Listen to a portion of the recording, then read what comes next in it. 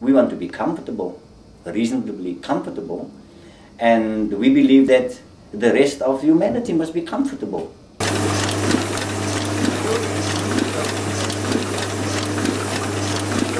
Fingerprint was officially launched in 1989, in January of 1989, as a cooperative. We've been working for bosses our whole lives, and we know what it's all about, especially under the previous regime, which was the apartheid regime. We knew what life was under a normal capitalist system, and we thought that we'd rather go for the cooperative way rather than just becoming a part of the old system again.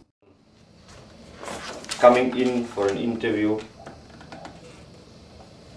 listening to what the guys are saying about cooperatives, I decided that it will work for me, because then I'll be working for myself and not working for a boss who keeps on shouting you around, never satisfied with whatever you're doing, always telling you this is not right and that is not right.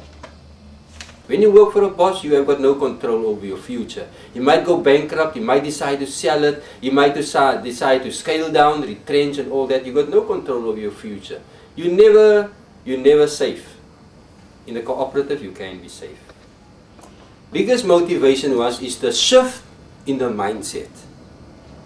You know, the mindset from I'm coming to work to do what I'm told to do and then go home and then collect my pay on Friday.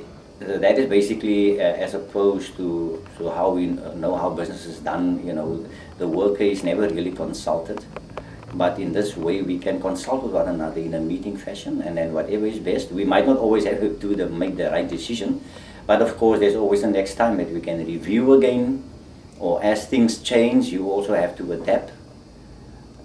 Yeah, but that's basically it. So for us, for the future, to make an impact on society, for more cooperatives to stand up, we want to go bigger. Not to make more money for ourselves, but to make an impact on the community. That cooperation is the way we're going to get out of poverty. Personally, and from our perspective, there is definitely a future. If there's not going to be a future for the cooperative way of doing business relations, I don't see a future for nobody, because the cooperative way of doing things is more people-centered rather than just outright profit-centered and money-centered, you know. And we believe that that is the direction the world should be going. And this is but a very minute, this is a small part of the bigger picture. That is, you know, that is the cooperative movement I'm referring to. So there is definitely a future for the cooperative movement. We are now in the process of drawing up a business plan to buy a printing machine, very upmarket printing machine, which direct imaging. That means once you do your layout on the computer, it sends the image direct to the printing machine, and the printing machine prints in 4 colors. A machine like that is about 3 million rand, and we're busy trying to see if we can achieve that. I'm happy in our vision and what we see and how we want to do things and how we are doing things. I'm happy with that.